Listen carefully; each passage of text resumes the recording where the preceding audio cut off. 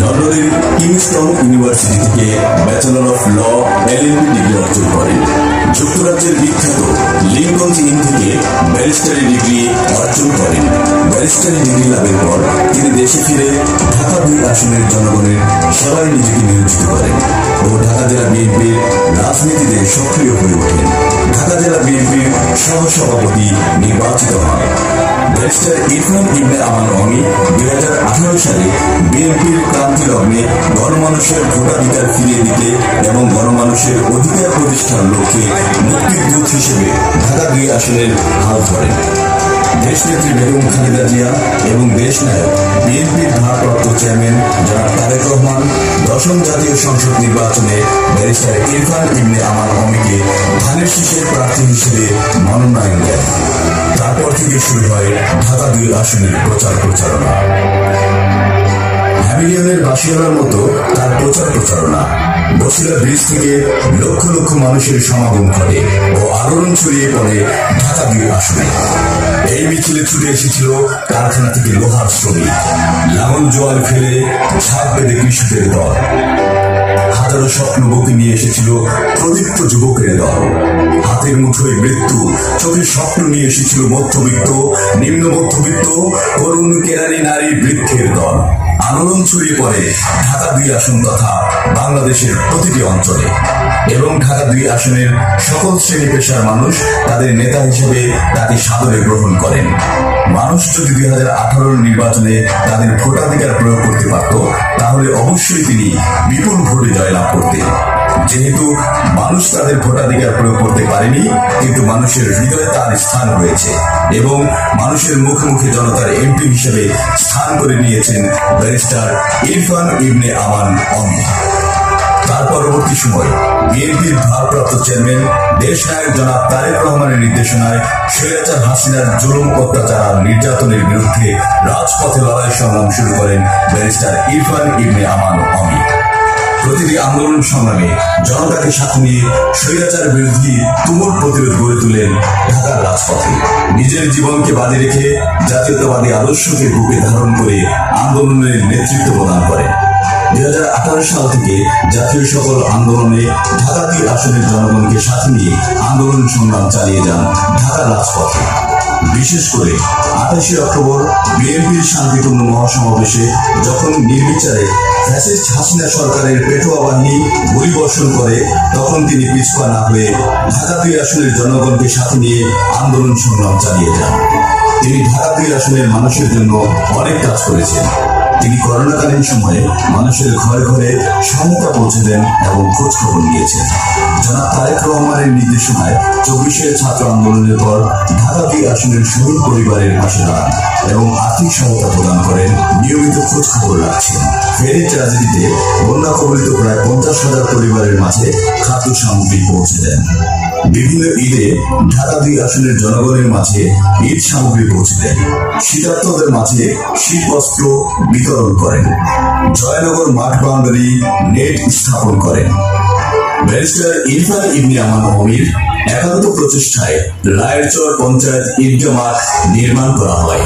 Barrister Irfan ইবনে আমান অমির সার্বিক সহায়তায় ঘাটারচর মাধ্যমিক বিদ্যালয়ের নতুন ভবন নির্মাণ কাজ শুভ উদ্বোধন করা হয়। বর্তমানে ঢাকা 2 আসনের অসমাপ্ত কাজগুলো উপজেলা প্রশাসনের সাথে সমন্বয় করে পুনরায় চালু করার জন্য নিয়মিত কাজ করে যাচ্ছেন ব্যারিস্টার ইরফান ইবনে আমান অমি। জনতার এমপি ব্যারিস্টার ইরফান ইবনে আমান অমি ঢাকা জেলা বিএনপির সাংগঠনিক সম্পাদক হিসেবে সফলতার সাথে দায়িত্ব পালন করে যাচ্ছেন। ঢাকা 2 আসনের জনগণের প্রত্যাশাকে মূল্যায়ন করে আলহাজ আমানুল্লাহ আমানের অসমাপ্ত কাজগুলো বাস্তবায়ন করার লক্ষ্যে ঢাকা 2 আসনকে একটি মডার্ন সিটি হিসেবে গড়ে তুলতে ব্যারিস্টার ইরফান ইবনে আমান অমি বদ্ধপরিকর। আমরা তার সফলতা ও সর্বাঙ্গীন মঙ্গল কামনা করছি। ব্যারিস্টার ইরফান ইবনে আমান অমির সালাম নিন, ধানের শীষে ভোট দিন।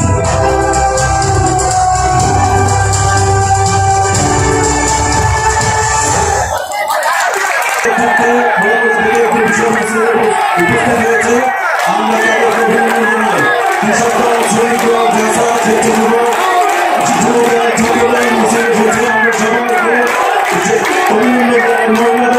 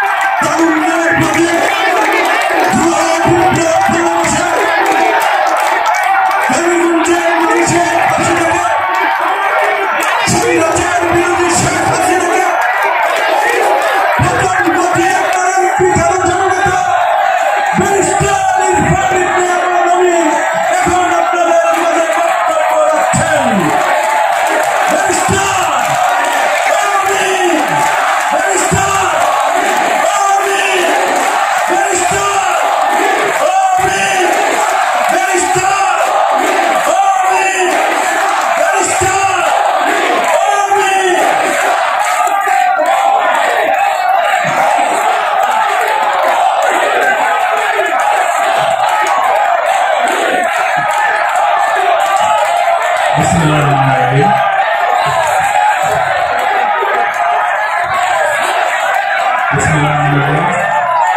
সবাইকে একটু ধৈর্য থাকতে হবে, সবাইকে একটু ধৈর্য রাখতে হবে। কোনো স্লোগান হবে না ভাইরা, স্লোগান হবে না, আস্তে স্লোগান হবে না, থামতে হবে ভাইরা, স্লোগান হবে না, সবাইকে একটু ধৈর্য ধরে বসতে হবে। বিসমিল্লাহির রহমানির রহিম। আজকে আমাদের 8টি পাঁচদানা উচ্চ বিদ্যালয় পুরস্কার বিতরণ প্রোগ্রামে উপস্থিত আজকের সম্মানিত সভাপতি, উপস্থিত আজকের প্রধান অতিথি, আধুনিক কেরানীগঞ্জের রূপকার, সাবেক ডাকসু ভিপি, সাবেক মন্ত্রী, সাবেক এমপি, মাননীয় চেয়ারপারসনের উপদেষ্টা জনাব আমানুল্লাহ আমান, উপস্থিত বিশেষ অতিথিবৃন্দ, উপস্থিত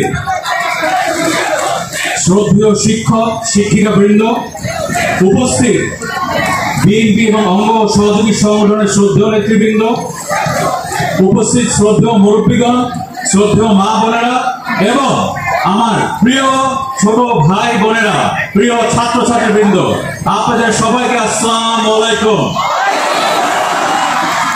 আরেকটু জোরে আসসালামু আলাইকুম। আপনারা সবাই ভালো আছেন? ইয়াং জেনারেশনের এনার্জি একটু জোরে হবে তো? সবাই ভালো আছে? আলহামদুলিল্লাহ, আলহামদুলিল্লাহ। আজকে আমরা এখানে এসে খুবই আনন্দিত। আমার ছোট ছাত্রছাত্রী ভাই বোনদেরকে দেখে আমি অত্যন্ত আনন্দিত এবং আমাদের শ্রদ্ধেয় শিক্ষক শিক্ষিকা বৃন্দকে দেখে, আমাদের শ্রদ্ধেয় এলাকাবাসী, শ্রদ্ধেয় মা বোনেরা, আপনাদেরকে সবাইকে দেখে আজকে খুব ভালো লাগছে। দীর্ঘ 16টা বছর পর বাংলাদেশে মানুষ মুক্ত বাতাসে এখন গণতন্ত্র প্র্যাকটিস করতে পারছে। আপনারা দেখেন দীর্ঘ 16টা বছরে কিভাবে অন্যায় অবিচার হয়েছে আপনাদের ভোটাধিকারের উপরে, মানবাধিকারের উপরে, গণতন্ত্রের উপরে, তাই না? আপনাদের কাছে একটা প্রশ্ন, যখনই বাংলাদেশে ক্রান্তিকাল সময়গুলো আসে, যখন বাংলাদেশ বিপদে পড়ে, তখন কোন পরিবারটা থেকে বারবার নেতৃত্ব আসে? কোন পরিবার? জিয়া পরিবার। দেখেন 1971 সালে যখন মানুষ দিকবেদিক সিদ্ধান্তহীন, তখন স্বাধীনতার ঘোষণাটা কোন পরিবার থেকে দিয়েছিল? কে দিয়েছিল? শহীদ রাষ্ট্রপতি জিয়াউর রহমান বীরত্ব, উনি স্বাধীনতার ঘোষণা দিয়েছিল।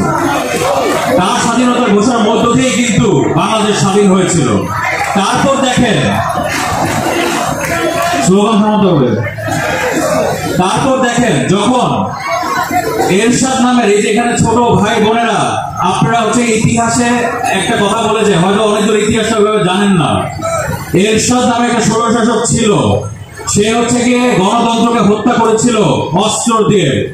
তখন আবার বাংলাদেশকে রক্ষা করার জন্য, গণতন্ত্র ফিরিয়ে আনার জন্য কোন পরিবারটা থেকে আবার নেতৃত্ব আসছিল?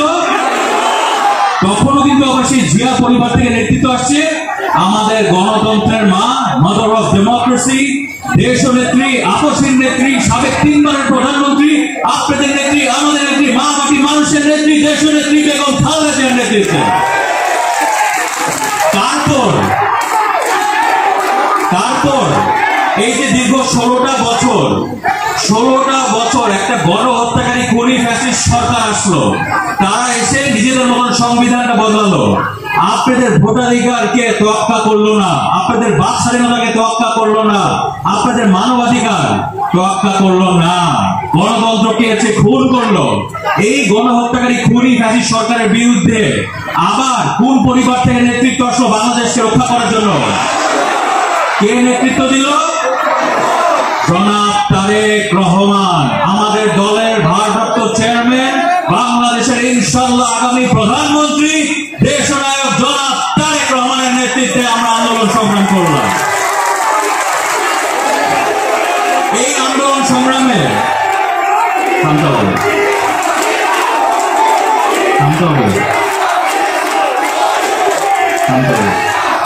এই আন্দোলন সংগ্রামে আমাদের জনাব তারেক রহমানের নেতৃত্বে যে আমরা আন্দোলন সংগ্রাম করলাম বাক স্বাধীনতার জন্য, ভোটাধিকারের জন্য, মানবাধিকারের জন্য, গণতন্ত্রের জন্য, এই আন্দোলন সংগ্রামে আমাদের নেতা ইলিয়াস আলীকে গুম করেছে, চৌধুরী আলমকে গুম করেছে, ছাত্র নেতা সুমনকে গুম করেছে, সর্বশেষ ছাত্র জনতা আন্দোলন আমাদের নেতা ওয়াসিম ছাত্র নেতা চিটাগংয়ে খুন হয়েছে।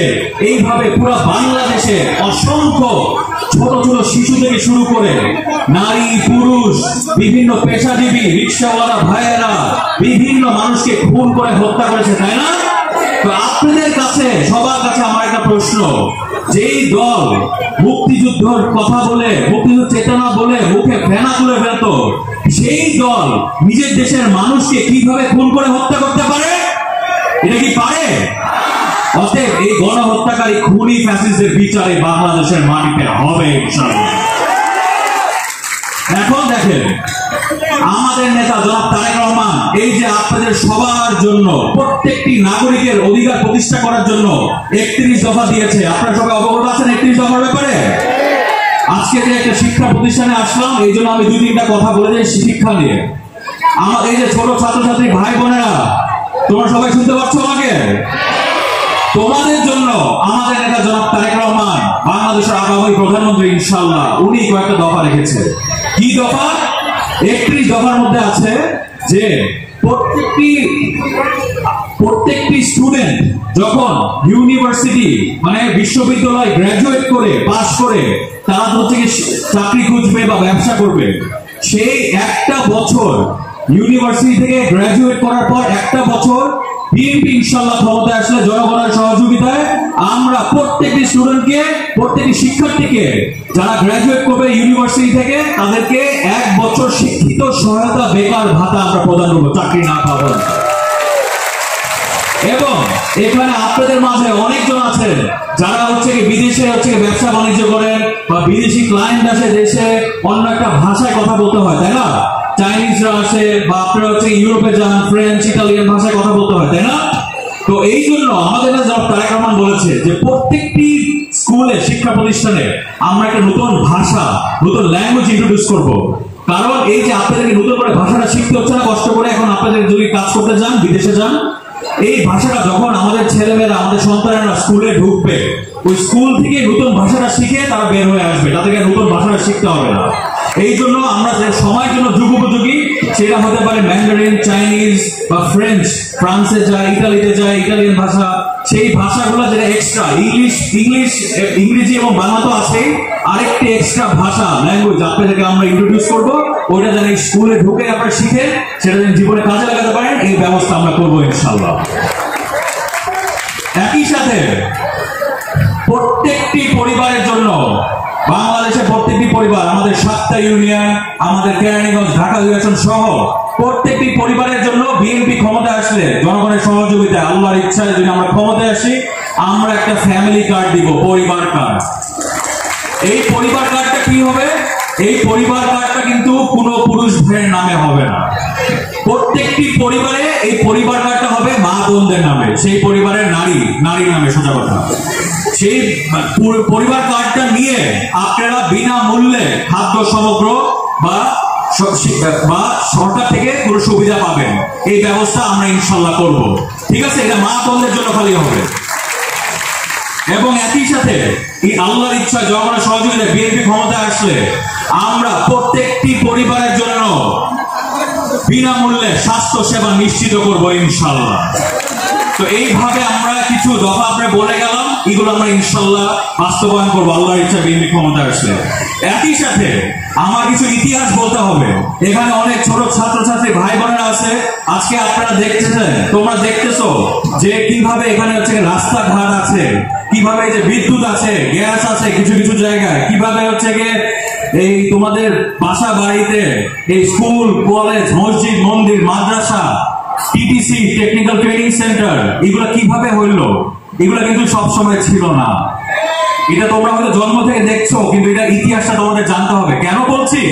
কারণ বিগত 16টা বছর ধরে একটা গণহত্যাকারী খুনি ফ্যাসিস্ট সরকার ছিল, তারা ইতিহাসটা আমাদের ঢাকা ডিভিশনের কেরানীগঞ্জে বিকৃত করে দিয়েছে। এই যে বসিলা ব্রিজটাতে তোমরা সবাই যাওয়া আসা করো না, ছাত্রছাত্রীরা তোমরা যাওয়া আসা করো না, এই বসিলা ব্রিজটা কারা বানাইছে জানো? এই বসিলা ব্রিজটা বানিয়েছে খালেদা জিয়া, বিএনপি আমানুল্লাহ আমান সাহেব এবং ধানের শীষ মার্কা এই ব্রিজটা বানিয়েছে। জিঞ্জিরা বাবুবাজার ব্রিজ, এই ব্রিজটা কারা বানিয়েছে তোমরা জানো? এই ব্রিজটা বানিয়েছে দেশনেত্রী খালেদা জিয়া, আমানুল্লাহ আমান সাহেব, বিএনপি এবং ধানের শীষ মার্কা। তারপর ইটাভাড়া আলিপুর ব্রিজ, এই ব্রিজটা কারা করেছে?